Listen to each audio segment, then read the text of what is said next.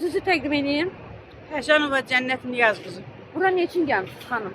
5 ildir ki sürünürəm, haqlarım, hüquqlarım tapdalanır. Şikayətlərimə baxmırlar. 5 ildir ki bütün dövlət orqanlarına müraciət edirəm, ancaq şikayətlərimə baxmırlar. 2019-cu ildə xəstəyəm, tək yaşayıram, tək bir xəstə qadınam. Mən təkəm deyin, xəstəyəm deyin, imkanım yoxdur deyin. Mənim bax bu sənədlərimi mənim qonşuma vurdular.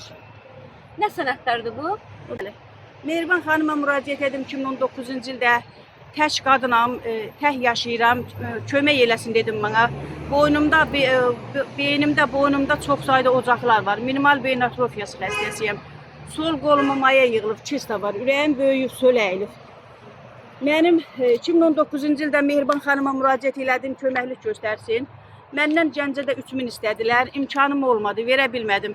Aprel ayının 11-dən iyul ayının 16-sına kimi açılan bulletenimi 20 gün yazdılar. İndi 5 ildir sürünürəm, haqqım, hüququm tapdalanır. Hara müraciət eləyim, kimə müraciət eləyim bilmirəm. 5 ildir ki prezident aparatına, Nazirlər Kabinetinə, Milli Məclisə, Abba Osmana, Mehriban xanımın dəfələrlə qəbulunda olmuşam. Mənim şikayətimə niyə baxılmır, səbəb nədir bilmirəm. Çünki qonşum gələn Qarabağ qazisi, qonşum deyir ki, qazinin prezident aparatında yüksək vəzifədə işləyən dostu var. Demək kiminsə vəzifədə işləyən dostu var. Azərbaycanda bizim kimlərin hüquqları tapdalanmalıdır. Bizim hüquqlarımız ayaqlar altında qalmalıdır. Bizim şikayətimizə baxılmamalıdır. Mən indi gəlmişəm bura, müraciət edirəm Azərbaycan Respublikasının prezidenti İlham Əliyev cənablarına. Prezidentimiz deyir ki, siqnal verin. Və 5 ildir mən sürünürəm, siqnal verirəm, döymədiyim qapılar qalmayıb. Siqnalı nətər vermək olur? Mehriban xanıma müraciət edirəm. Mən Mehriban xanıma müraciət elədim ki, köməklik eləsin. Əksinə ta pis günlərə, zulümlü günlərə, pis günlərə qaldım. Mənim sənədlərimi qonşuma yazdılar. Qonşum indi 5 ildir ki, əlilliklə, mənim 5 il stajımı da qonşuma yazdılar. Mənzil Kamla dairəsində xadimə işləyirəm, işləyə bilmirəm, sürünürəm, dəfələrlə yolda yıxılmışam. Başım, xəstəliyim imkan vermir. İyunun 27-sində işə gedəndə, işdə saat 5 idi, 6-ya işləmişdi, işə gedəndə Mənzil Kamla dairəsində Təzə bazarın qabağını süpürürəm. Oba marketin yanına çatanda, Oba marketin qabağında gördüm ki, yekə bir it durur. Oba marketin işçisi qapını acca araladı, itə qız deyəndə it üstümə cumdu. Qapını örtdü, çəkildi, çığırdım, mən itin əlindən almadı. Qapını açdı, bir də baxdı, çəkildi. İt qolumu.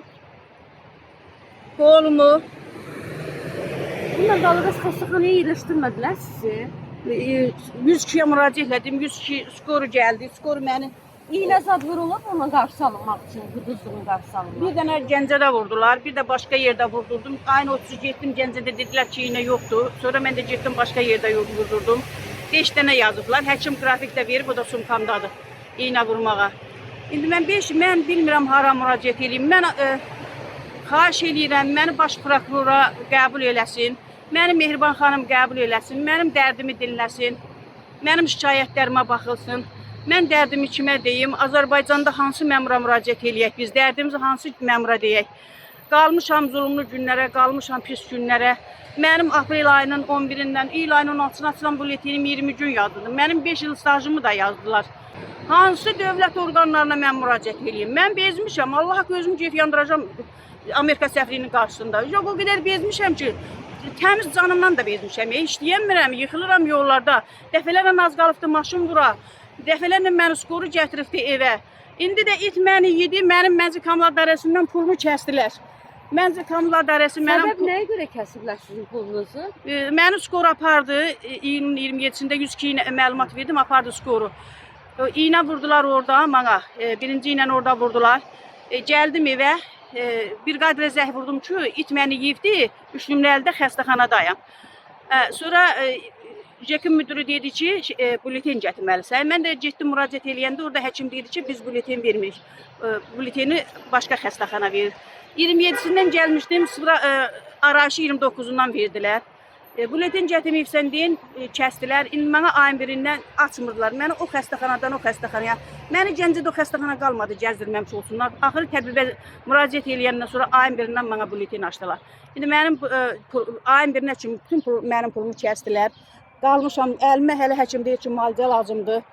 Müalicə lazımdır deyir əlimə. Qolum pis gündə, qolum Allah haqqı məni bütün it zorla cibimdə balaca belə bir dəmir qoymuşdum ki, o olmasa it məni təmiz parça-parça. Bəli, mənim bütün parça-parça eləyəcəkdi. Canavar kimi it, hündür it. O marketin işçisinə çox məhəttəl qaldım. Ya Allah'ın olsun. İndi dərdimizi kimə deyək, kimə müraciət edeyim, hara müraciət edeyim? İndi kimlə görüşmək istəyirdiniz siz burada? Mən baş prokurorla, Kamran Əliyev cənablarından istəyirəm ki, məni qəbul eləsin, mənim dərdimi dinləsin, mənim bu sənədlərimi araşdırılsın. Mən xahiş edirəm, Mehriban xanıma müraciət edirəm. Əlimə müalicə lazımdır, qolumun da sarığı durmur, qolum qılçam, yəni əlim, baş barmağımızın da yiyib, əlimin üstünü də yiyib, açan kimi qanıyır, açan kimi qan gəlir. Mənim kombinaldan deyir, hara istəyir, kimin yanına gedirsənsə, deyir, hara istəyirsən ki, şikayət elə. Bu dövlətdə biz bə yaşamamalıyıq mı? İndi mən təkəm deyil. Kiminsə prezident aparatında, başqa dövlət qurumlarında tanışı varsa deyim, mənim hüquqlarım tapdalanmalıdır, ayaqlar altında qalmalıyıq biz. Biz dərdimizi kimə deyək, kimə müraciət edək, nə edək? Allah haqqı qalım, gəlib özüm səfrin qabağında yandıracağım. O qədər bezmişəm, Allah'ın olsun, o qədər bezmişəm ki, xəstəlik bir yandan, imkansızlıq bir yandan, pulumu da ki, gəldilər, kombinaldan belə kəsdilər, qalmışam zulümlü günlərə, bilmirəm nə edeyim, hara müraciət edeyim, dərdimi kimə deyim. Rəsinə gelirsən, deyir ki, hara istəyirsən şikayət elə. Bakı dövlət qurumlarına gəlsən, bircə dəfə telefon zəngi saxlanır, bir dəfə, vəssalam. Mən müraciət edirəm.